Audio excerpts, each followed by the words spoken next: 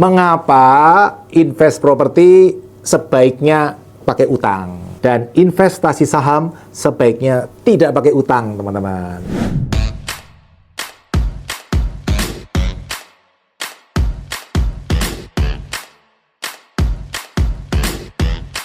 Nah, sering saya kan pelajarin orang-orang yang investor-investor gitu ya. Kan ada dua pendapat yang berbeda. Mr. Warren Buffett, investor saham terhebat di dunia, favorit saya, selalu mengatakan investasi tidak boleh pakai utang.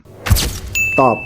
Sementara Mr. Robert Kiyosaki, guru saya juga, mengatakan bahwa investasi pakai uang sendiri adalah ciri orang malas. Gak mau berpikir caranya gimana supaya kita bisa pakai uang orang lain. Nah, menurut teman-teman benar mana?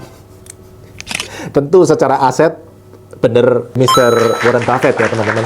Tapi pendapat saya, Mr. Robert Kiyosaki juga tidak salah loh teman-teman. Nah, kalau menurut teman-teman benar mana? Kalau saya lihat teman-teman, ini karena konteksnya beda, ya kan? Kalau Mr. Warren Buffett, dia invest ke saham teman-teman. Tepatnya saham yang fundamental. Sehingga naiknya, dia kan untungnya dari capital gain. Ya mungkin dia ada yang ngejar dividend hunter juga ada ya. Tapi secara umum mestinya kalau pendapat saya dia lebih cocok cari yang capital gain. Nah ketika invest saham capital gain seperti ini, itu kan tidak bisa nebak naiknya kapan. Bisa naiknya besok, bisa. Tapi bisa jadi 10 tahun lagi baru naik. Nah kan nggak bisa, angsuran kan jalan terus tiap bulan. Iya kalau punya cash flow untuk nahan. Kalau enggak, jebol cash flow-nya. Karena itu sangat berbahaya ketika investasi saham pakai utang. Kecuali nanti ada investasi saham yang mungkin dividennya dibagikan setiap bulan. Nah itu menarik, itu baru bisa menarik. Atau ya mungkin minimal 3 bulan sekali lah. Dan dividennya cukup besar, lebih besar dari bunga bank. Nah itu bisa dipertimbangkan teman-teman. Tapi kalau ngejar capital gain, tiap bulan dividennya kecil, bahkan 0,00000 tahun sekali baru dividen dan itu kecil cuma 3%, 4%, terus 0,0000 lagi. Wah itu sangat beresiko kalau pakai utang. Ya, ada nggak saham yang bagi dividen tiap bulan atau tiap 3 bulan? Ada loh teman-teman, ada saham-saham yang bagi tiap 3 bulan ya. Walaupun mungkin returnnya kecil ya teman-teman ya, mungkin saham kan secara umum dividennya ya 3-4% ya. Ada mungkin yang gede sampai 10% atau lebih sesekali, tidak terus-terusan. Nah, berbeda dengan Mr. Robert Kiyosaki. Dia invest di properti. At least awal-awal waktu dia nulis buku Rich Dad Poor Dad. Kalau sekarang kayaknya beliau berubah lagi ya. Tapi kita bahas waktu beliau ngomongin properti ya. Nah, kalau di properti beda dengan saham, teman-teman. Bahkan propertinya ini kan sebenarnya juga tipikalnya beda ya. Properti kan ada dua. Ada yang ngejar capital gain, seperti sahamnya Mr. Warren Buffett. Tapi Robert Kiyosaki ini kan ngejar properti yang ada income-nya. Recurring income, income yang berulang. Misalnya disewakan, orang bayar tiap bulan. Nah, dia modelnya yang seperti ini. Kalau invest properti yang ngejar capital gain, menurut saya juga tidak masuk akal pakai utang. Menurut saya loh ya, teman-teman. Tapi kalau teman-teman punya cara, nggak apa-apa, Pak. Saya ngejar capital gain pakai utang. nah, teman-teman sharing. Mungkin pendapat saya salah. Karena saya fokusnya kan ke properti yang menghasilkan income rutin.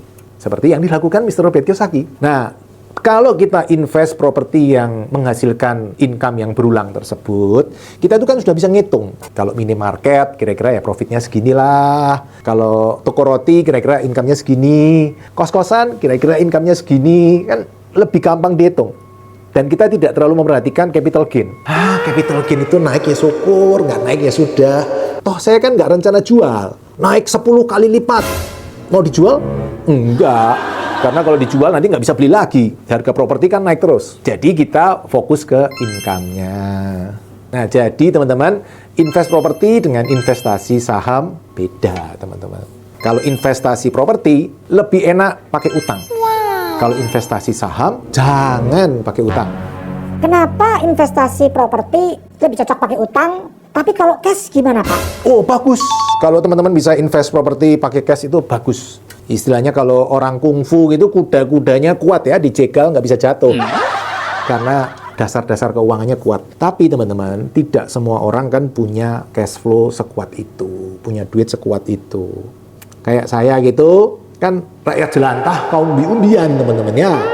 Kalau disuruh beli properti 2 miliar pakai uang sendiri, mungkin ngumpulinnya butuh 10 tahun. Apalagi 2008 waktu saya bangkrut. Mungkin butuh 12 tahun baru terkumpul. Dan ketika terkumpul, apakah harga propertinya masih tetap segitu? Jangan-jangan udah lari 5 kali lipat. Dan kenyataannya emang seperti itu. 2008, saya itu kan bangkrut ya. Sebelum bangkrut, income saya kira-kira 6 juta sebulan. Nah, ini mau beli properti 900 juta nih.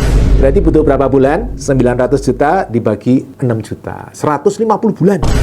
Tapi nggak makan, nggak beli baju, anak-anak nggak sekolah, gitu. Semua pokoknya nggak keluar income, semua nggak keluar pengeluaran, pokoknya semua income dipakai untuk nabung. 150 bulan loh, butuh waktunya. Nah, 150 bulan, 12 tahun kemudian, apakah harga propertinya tetap 900?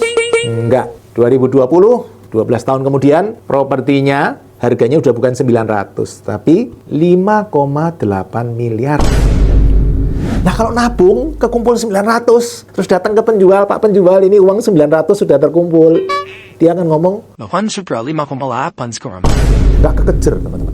Untungnya, waktu itu kan saya beli propertinya pakai modal orang lain. Ya, rakyat jelantah, kaum umbi-umbian kan gitu caranya. Pakai modal bank, KPR, angsurannya 15 juta, propertinya menghasilkan 15 juta. Udah, propertinya nyicil dirinya sendiri sampai lunas. 12 tahun kemudian, walaupun nilainya 5,8, kan nggak masalah. Cicilan saya masih berdasar 900 juta. Plus income-nya dari waktu ke waktu biasanya naik karena inflasi. Di negara inflasi seperti Indonesia ini, lebih enak utang daripada nabung. Karena kalau nabung, udah keluar bunganya kecil, dapat bunganya kecil, kena pajak, kena inflasi, lama-lama habis. Duitnya nggak ada nilainya. Tapi ketika utang, tentu utang yang untuk beli produktif ya, jangan untuk foya-foya. Ketika utang, propertinya bisa nyicil sendiri, propertinya naik terus harganya karena kena inflasi, utangnya turun terus karena nilai mata uangnya turun terus, income-nya bisa nyicil sendiri sampai lunas.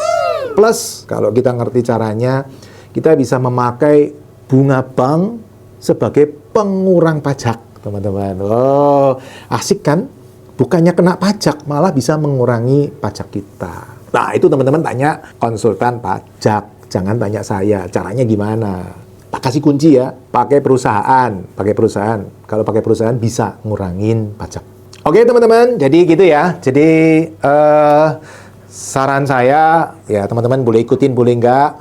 Kalau investasi saham, jangan pakai utang. Tapi kalau properti, memang lebih cocok pakai utang kalau kita invest properti yang ada income-nya. Bukan properti yang dikejar capital gain-nya. Jadi teman-teman pilih mana nih? Investasi properti pakai utang atau pakai modal sendiri? Tulis di komen, salam pasif income properti. Setelah mengikuti video hingga selesai, untuk yang belum subscribe, ayo subscribe channel Pipo Hargianto dan klik lonceng notifikasi untuk mengikuti video-video selanjutnya.